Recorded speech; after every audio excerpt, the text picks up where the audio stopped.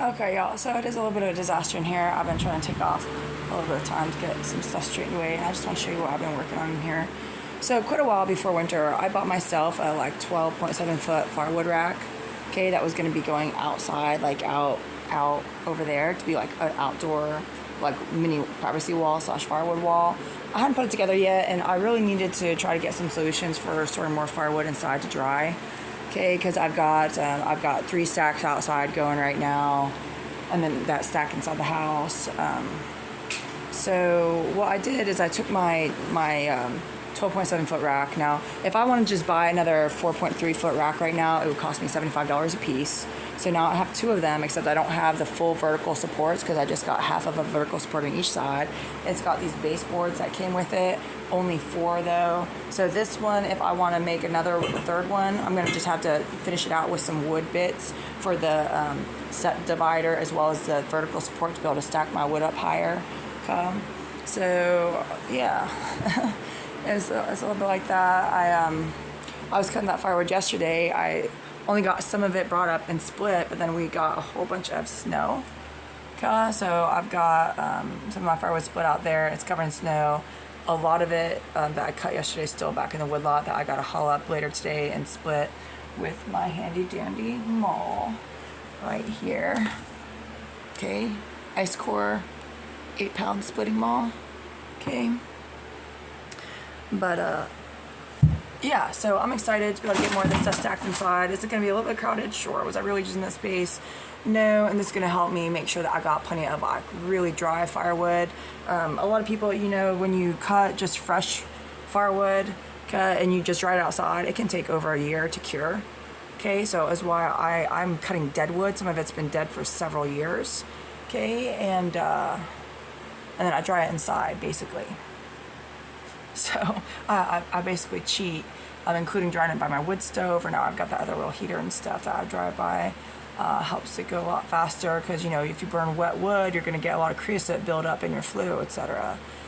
So having this stuff inside, you know, some people like back in the day, people even when they had like just 1-room big cabins and stuff, they used to basically make walls of firewood on the inside of their houses, more like way back in the day.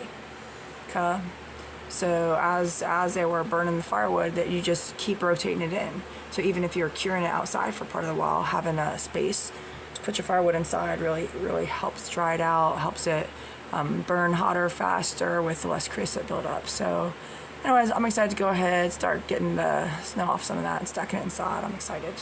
So again, it would have been $74 a piece for the racks about this length, except it would have had both supports. Now for what I would have wanted to buy, a 6-foot rack would have been $115. Okay, and then an 8-foot rack is about $89, and then right now the 12.7 foot racks are about $105, and these are before tax prices. But I bought this one from Beaver. But when I bought this, it was about $99. And so now I'm getting 2, and then I'll just add just a little bit of wood. So I didn't put all of the bolts in. As you can see, I alternated these for a little bit of integrity and stuff like that. It only came with the 4 baseboards, so I don't have any more baseboards for this section. But I do even have 6 of these bolts left because I also use these vertical support bolts. I just use it over here. Like right here, for example, is a vertical support bolt, which gives me 6 left. So anyways, take it easy, y'all. Oh, I guess I was walking some people through this earlier because they were just like giving me a difficult time about it. And I was explaining to them, look, it's not like other people can't figure out to do something like this.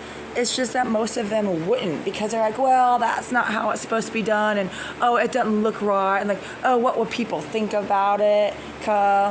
And so that is part of the difference, you know, between me and them, because I'll try to explain to them, you know, a lot of their regular warfare training that they've received, quote unquote, professionally is all engineered, including to make them fail by worrying about things like what would people think.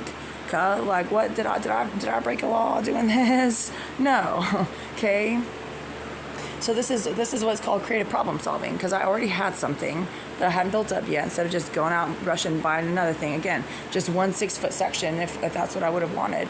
would have cost me $115 for some reason for the 6 foot. Okay, now this 12 foot one did come with a beautiful cover on it and everything in the $99 price. Okay, so it's like I'm not getting all the use out of this, but the thing is that I'll be able to finish just assembling this normal and putting it outside later if I want, but I might just buy another 12 footer. Okay. So it just is what it is. I could have done like a full vertical support so that it would have been nice and everything. But then if I didn't build another vertical support on this side, which I could have also done, it's like the wood would have just like cascaded, you know.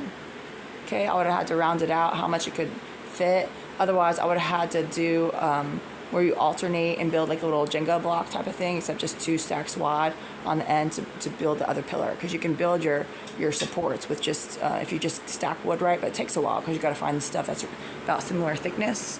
Okay, so, you know, I've tried to talk to my people before about the importance of like creative problem solving. And this is just one like kind of, you know, quote unquote goofy example, but it's going to help keep me in some really dry firewood all winter. Okay, so take it easy, y'all.